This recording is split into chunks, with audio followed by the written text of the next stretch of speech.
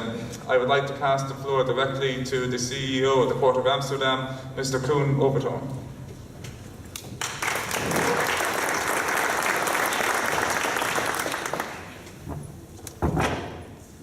Ladies and gentlemen, I wish you all a very warm welcome to all our guests from abroad, to the representative of the City of Amsterdam, and to our guest of honor, Jan-Peter Balkenende, Chairman of the Dutch Sustainable Growth Coalition. I'm honored to be your host. In 1968, that's more than 50 years ago, a group of scientists from all over the world came together in Rome to warn the world about global warming. And their report sold 30 million copies, but it had a very little impact. Governments didn't act, and most people ignored the facts. It was what Al Gore called the inconvenient truth. But since a few years, the situation of denial has changed dramatically. The United Nations formulated their Sustainable Development Goals with a lot more emphasis on climate change. And on December 12, 2015, in Paris, 196 countries signed an agreement in which each country promised to contribute to mitigating global warming. Since then, all over the world, people think about ways to make the world a better place. And it's my strong conviction that we, as Big Port, can play an important role in achieving this ideal of a better world. Although shipping and aviation are not directly included in the Paris Agreement, these two sectors are also, or should I say even more, aware of the necessity of change. The economy of the future is a sustainable economy. In the port of the past, the port was an industrial, noisy and unpleasant smelling area. The port of the future is something completely different. An entrepreneurial place where people and ideas come together, where innovative startups flourish and energy comes from the wind and the sun, where trade is fair and labor conditions are first rate, where port and city don't compete but seek to reinforce each other. Ladies and gentlemen, how can we achieve that goal together? That's the topic of the Congress this week. Not only as the proud CEO of the Port of Amsterdam, but even more because the theme we are about to discuss always meant a lot to me. When I was a young boy, I lived in Oman, where my father worked with Shell. Even as a boy, I saw the big differences between my life and the life of the people in the villages. It inspired me to choose the path that I have chosen, and back in Holland, I studied development economics. However, I discovered that the time was not ripe for an integrated approach on business and sustainability. My first job was at a cocoa firm. The firm I worked for shipped cocoa from Africa to Estonia. It was an interesting job. The company really tried to contribute to modernizing the economy of Estonia and the West African countries. But the main concern was a trustworthy and regular supply, and not so much a responsible and sustainable supply chain in terms of people and planet. Since the end of last year, I'm the CEO of the Port of Amsterdam, and I'm working hard to make this port into one of Europe's leading sustainable ports by 2030. Economically sound, with a strong competitive position and concern for the environment, our surrounding area and society.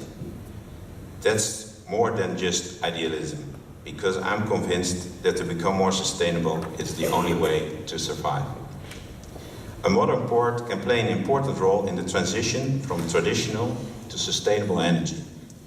It can play a role in circular economy where waste is reused, and it can play a role in improving work and living conditions in a world by taking responsibility for the whole supply chain.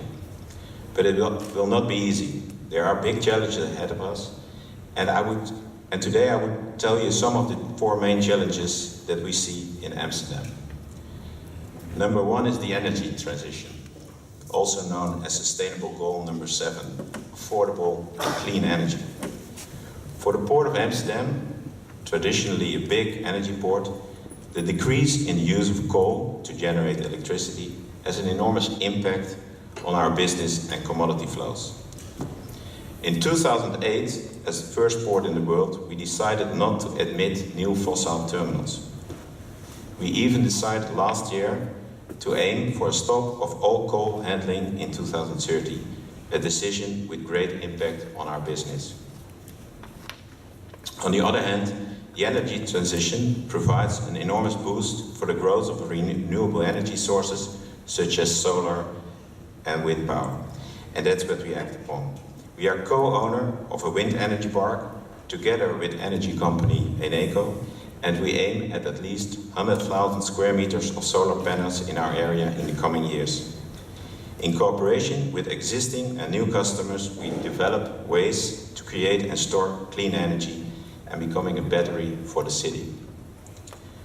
Challenge number 2, the acceleration of the bio-based and circular economy related to Sustainable Development Goal number 9, industry, innovation and infrastructure. In the metropolitan region of Amsterdam, the population is growing fast, which leads to increasing organic waste and residual waste flows. Port of Amsterdam is a first-rate base for circular economy due to the intensive recycling and the high level of expertise in the port. During the last couple of years, we welcomed 15 innovative startups specialized in bio-based and circular business.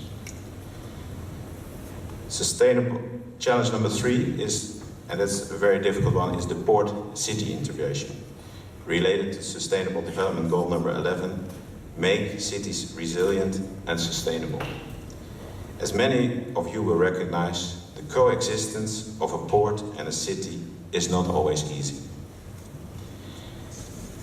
The Amsterdam metropolitan area is one of the most populated places in the world, and the region continues to grow. An increasing number of people live, work and play close together.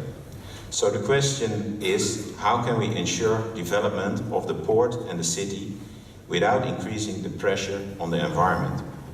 And this is becoming more important as the city of Amsterdam plans to build residential neighborhood the size of a small town within the port area. The transformation into a metropolitan mixed-use area has major consequences for the business located in that area.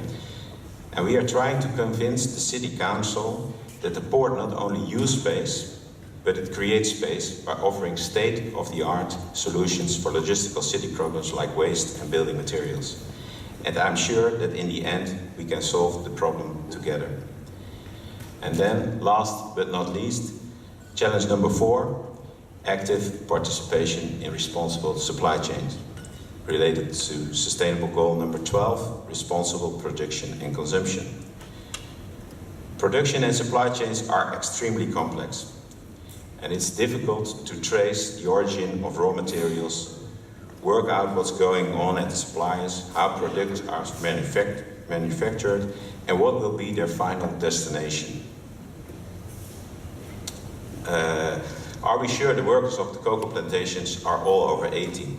What do we know about working conditions in the clothing factory or in the coal mines? Are we sure we are not contributing to shipping military goods to dictatorships?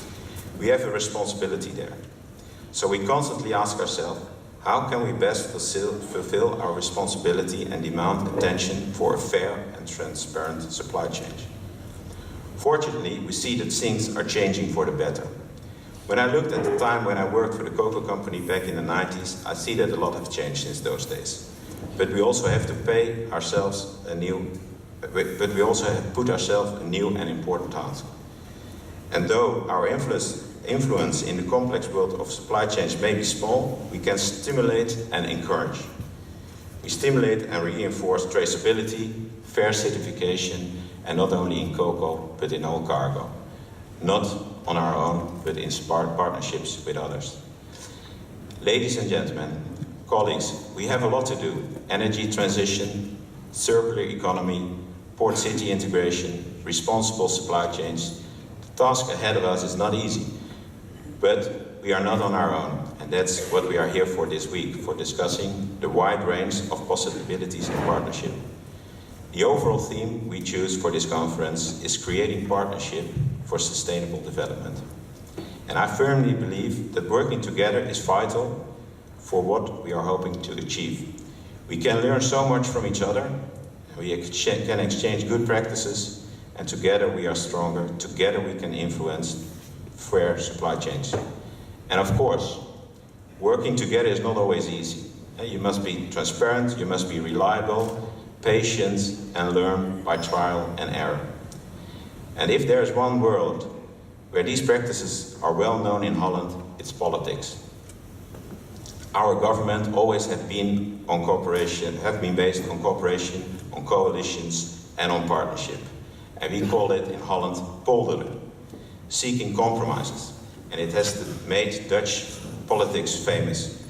And I proudly present you, our former Prime Minister, Jan-Peter Balken, and the now Chair of the Dutch Sustainable Growth Coalition. Thank you very much.